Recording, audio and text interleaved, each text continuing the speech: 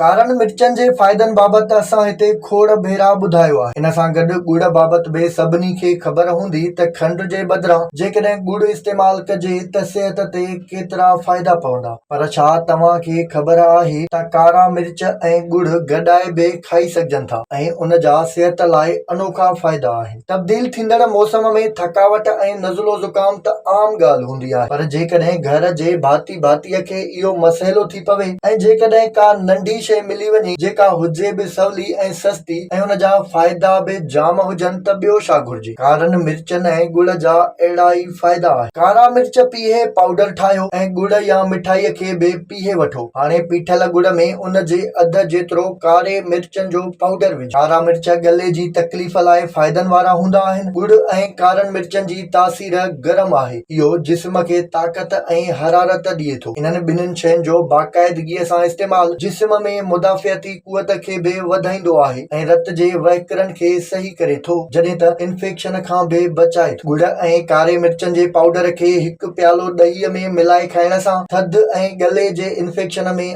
आराम मिलंदो आहे। इन्हनि ॿिन्हिनि शयुनि जा नंढा नंढड़ा बालड़ा या गोरियूं ठाहे 2-3 भेरा ॾींहं में हिकु गोरी खाइण सां गले जो सूर ख़तम थी वेंदो आहे। कारे मिर्चनि ऐं गुड़ में मौजूदु फौलाद जिस्म जे हॾनि लाइ बि तमामु घणो फ़ाइदेमंद आहे ऐं हॾनि खे मज़बूत करे थो। हाज़मे खे बहितर करण सां गॾु जिस्म खे गरम रखंदो आहे ऐं जोड़नि जे सूर मां बि जिंद छुटी वञे थी।